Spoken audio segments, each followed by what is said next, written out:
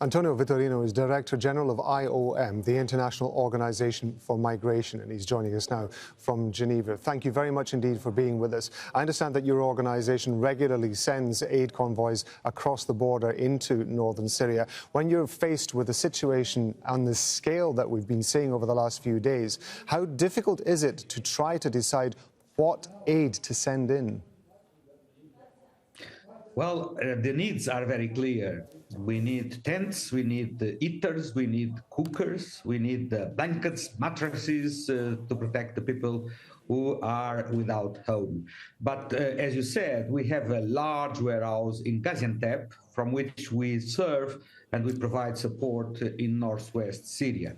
And we have only one entry point into Syria. So I very much welcome the possibility of increasing the number of crossing points. On Thursday, we sent 6 trucks. On Friday, 14 trucks.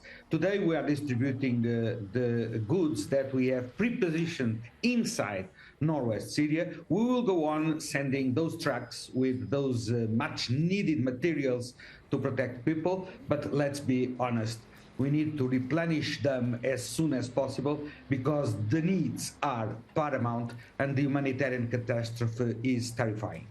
As we know, Syria has been going through a civil war for several years. How confident can you be when you send those trucks across the border that they're actually going to get to the people who need the help?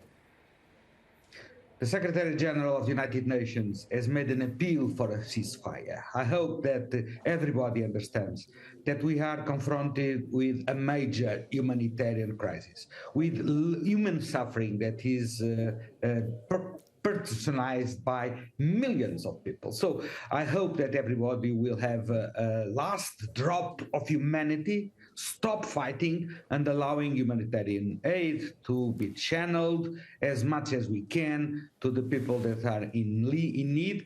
Because as your piece previously said, in northwest Syria, there are 4 million people who depend daily from humanitarian assistance to subsist.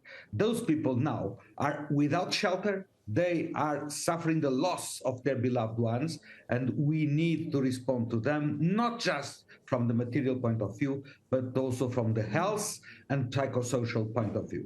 I want to ask you about that because that is an important factor, isn't it? We've been talking to people over the last couple of days who are working in hospitals in Syria who are desperately in need of medical supplies, of basic medical equipment in order to be able to keep the survivors going, to be able to treat the survivors.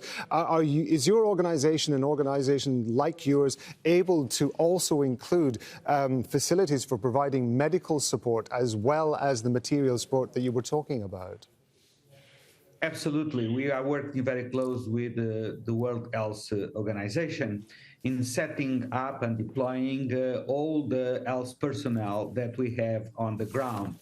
But the needs are paramount. Let's be absolutely clear. The hospitals are overcharged with tens of thousands of injured people because of the earthquake.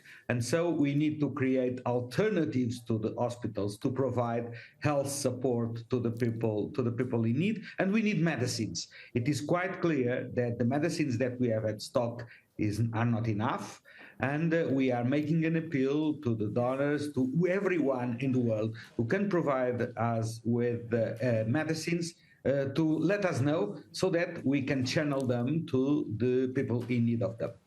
We really appreciate you being with us on Al Jazeera, sir. Thank you. António Vitorino, thank you very much. Thank you.